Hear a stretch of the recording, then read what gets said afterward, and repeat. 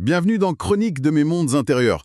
Aujourd'hui, nous allons plonger ensemble dans une séance d'hypnose spirituelle de reconnexion, la 46e de cette saison 2024, un voyage intérieur profond et transformateur où Christophe est accompagné par Clotilde. Et on clôturera cette exploration en beauté par une création musicale originale née directement de l'énergie de cette séance. Alors, entrons directement dans cette séance de Christophe. Ça commence fort, hein. Une image de dragon, un portail. Oui, c'est une entrée en matière assez spectaculaire, on peut dire. Tout à fait, on s'attendrait presque à une aventure épique, mais paf, juste après, il ressent une immense tristesse. C'est assez déroutant comme départ, non? Complètement. Et c'est ça qui est intéressant, je trouve. Ça montre bien comment l'inconscient fonctionne en juxtaposant des symboles très puissants, comme les dragons, et puis des émotions très profondes, parfois douloureuses. Oui, Et ce qui est fascinant, c'est comment cette tristesse va chercher à s'exprimer ensuite. Pas directement, mais par d'autres images, d'autres métaphores, très visuelles. ah oui, la première, c'est le cerf-volant, c'est ça. Exactement, le cerf-volant. Il le lie au vent, mais il y a une sorte de flou, on ne sait pas si c'est le vent qui manque ou si c'est lui, enfin, si le fil a été lâché. Qu'est-ce que ça peut vouloir dire, cette incertitude?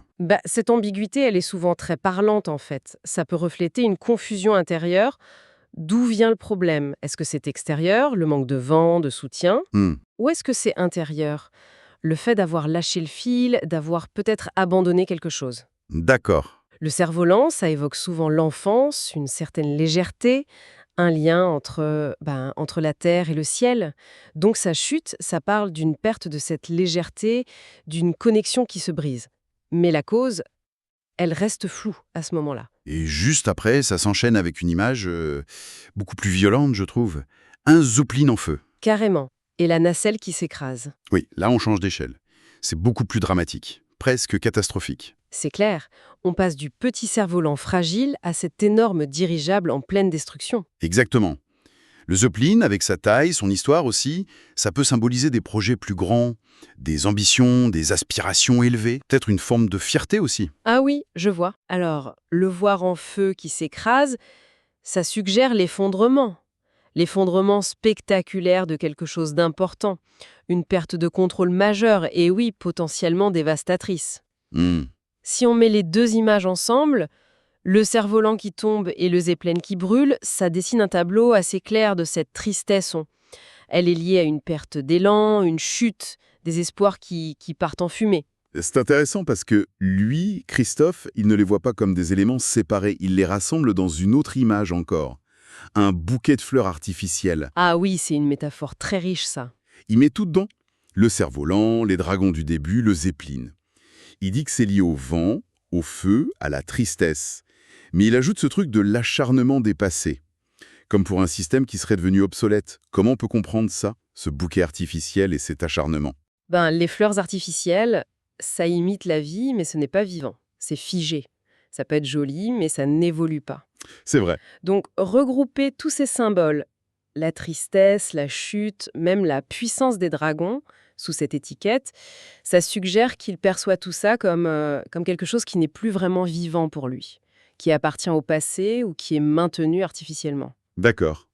Et l'acharnement des passés, ça renforce cette idée. C'est la lutte pour maintenir en vie quelque chose qui n'a plus lieu d'être en fait. Un effort un peu vain pour faire fonctionner ce qui est devenu artificiel ou obsolète. Et cet acharnement, ensuite, il semble se transformer en colère. Une colère dirigée contre ce qu'il nomme la bêtise d'obsolescence programmée. Oui. Et là, il fait une projection assez forte, je trouve.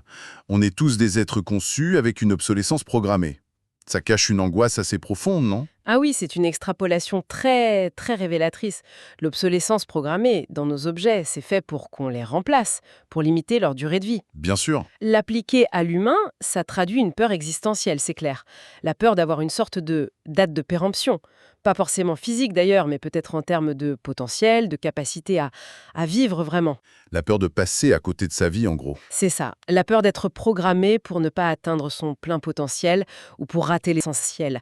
Une crainte d'être dépassé, justement. Il le dit d'ailleurs, qu'il a du mal à savoir ce qui est important pour lui.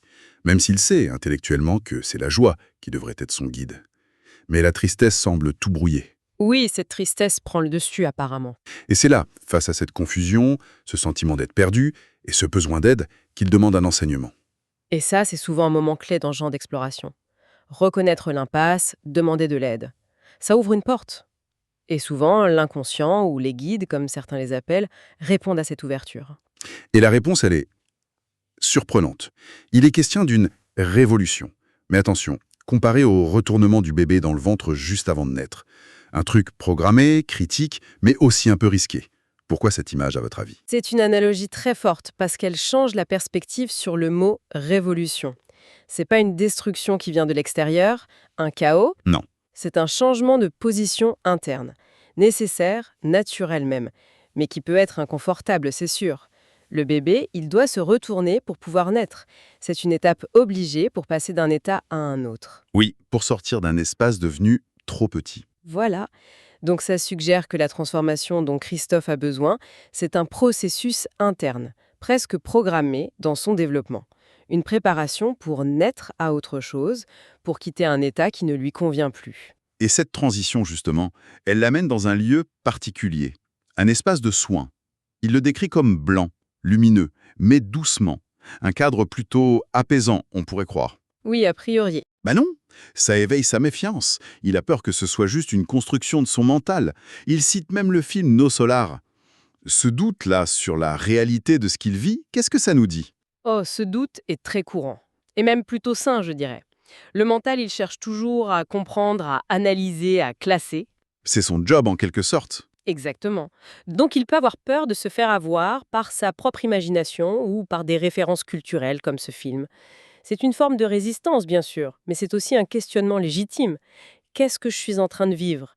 Est-ce que c'est juste dans ma tête ou est-ce que ça a une autre forme de réalité? C'est important de pas tout gober sans réfléchir, quoi. Voilà. Reconnaître ce doute, ça permet de rester critique, de ne pas tomber dans une crédulité un peu naïve, Et face à ce doute, Clotilde, la pompagnante, elle l'invite à faire quoi? à se connecter à son cœur. Oui. Et là, le mot qui vient pour décrire ce qu'il ressent, c'est un seul mot, neutre. C'est simple, presque, brutal. C'est quoi cette neutralité? Alors là, on touche à un concept vraiment central qui émerge de la séance. D'ailleurs, les guides insistent là-dessus. Ils disent « Il n'y a pas de leçon plus essentielle que celle de retrouver le chemin de la neutralité. Ah oui, carrément » essentiel. Oui. Et il faut bien comprendre ce que ça veut dire ici. Ce n'est pas de l'indifférence ou de l'apathie ou un vide, pas du tout. D'accord. C'est présenté comme un état de satisfaction globale, un point d'équilibre où les grandes vagues émotionnelles s'apaisent. Une sorte de point zéro, si on veut. Une base stable. Une plénitude calme qui n'a pas besoin de beaucoup de mots. C'est pas la fin du chemin, alors. Non, justement.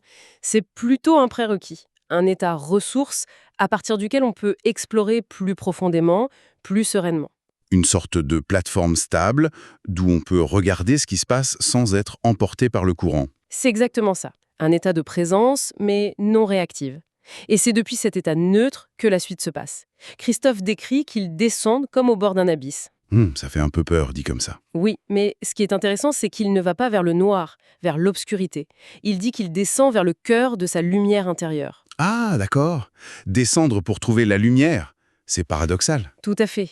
Et à ce moment-là, il dit que ça devient plus difficile à expliquer avec des mots. L'expérience semble moins descriptible. Ce qui arrive souvent quand on touche à quelque chose de plus fondamental, de plus direct, non?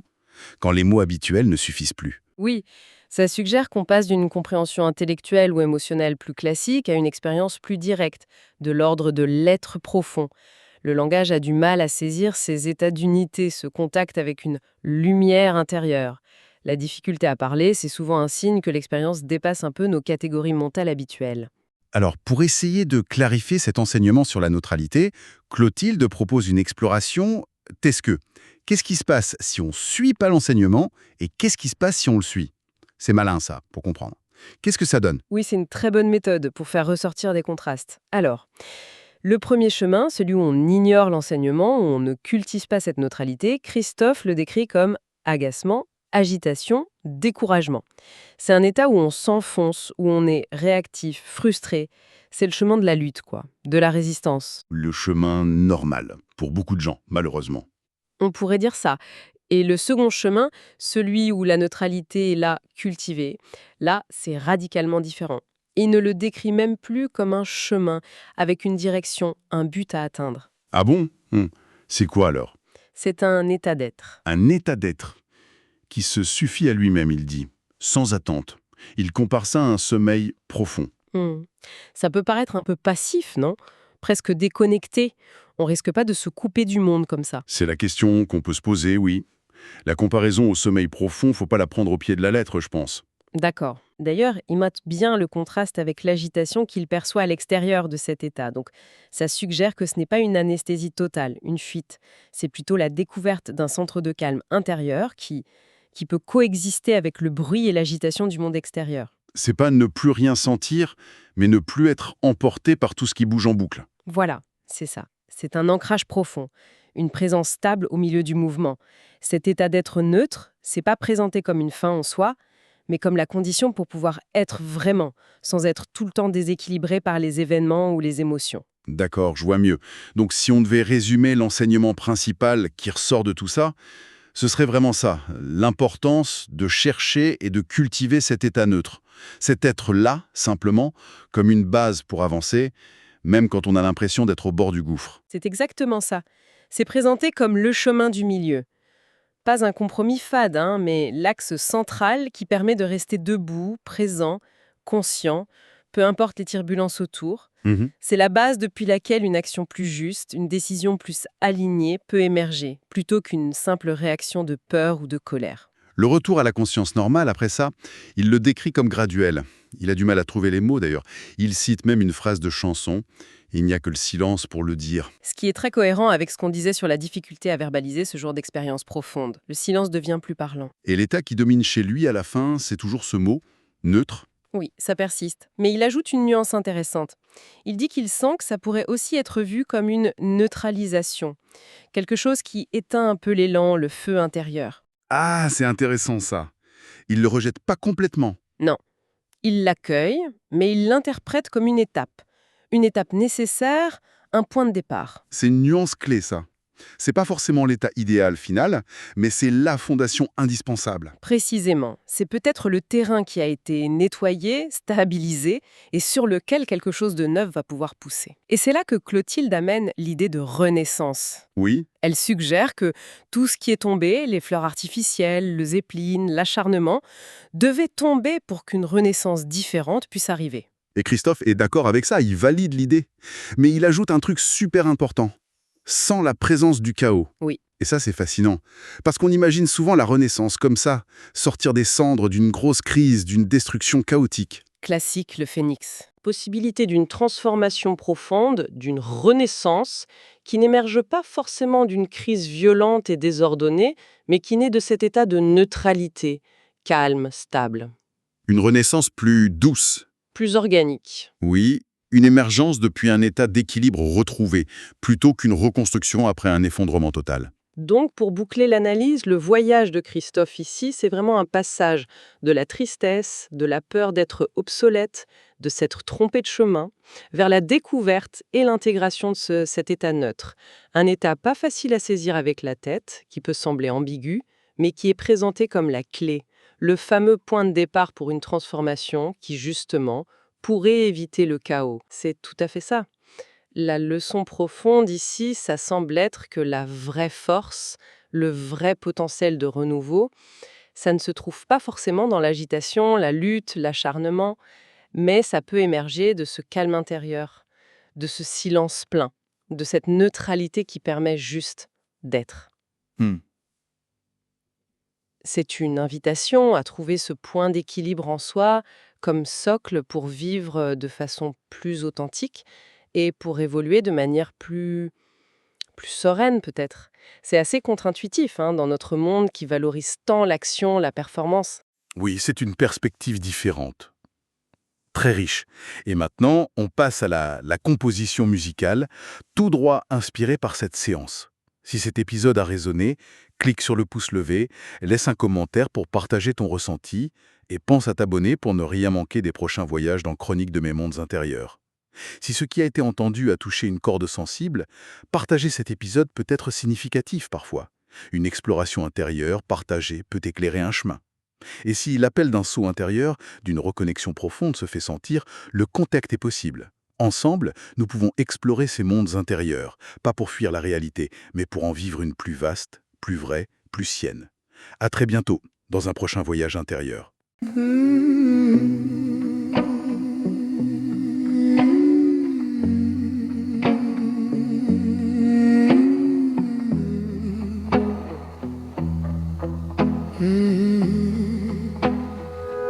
Ouvre les yeux, le voyage commence.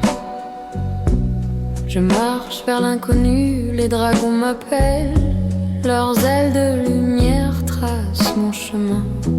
Un portail s'ouvre grand entre nos mondes. Je danse avec les ombres, je danse avec le vent. Je sens la terre trembler sous mes pas légers. Les étoiles murmurent des secrets anciens. Je suis l'écho d'un futur déjà né. Oh, je traverse les portes du temps. Oh, je danse avec l'univers grand. Mutualité, lumière en moi. Je suis libre. Je suis roi. Les luttes s'effacent, je les transforme en couleurs vives, en chants, en harmonie. Chaque pas est un choix, chaque souffle un pont entre ce que je vois et ce que je deviens. Les dragons ne sont que des gardiens des portes que tu portes en toi. Ouvre-les, tu verras que le voyage est déjà ton histoire. Oh, je traverse les portes du temps.